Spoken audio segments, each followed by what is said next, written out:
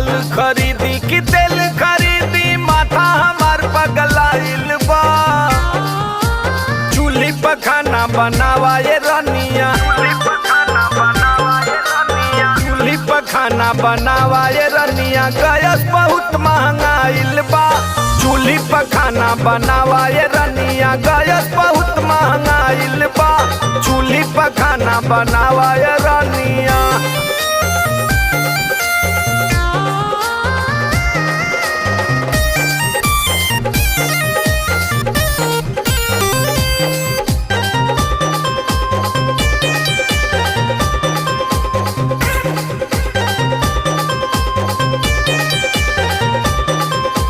कर्जा लिया चाहे खोदा तो कुआ, चूल्हे पे लागे बड़ी जोर धुआं।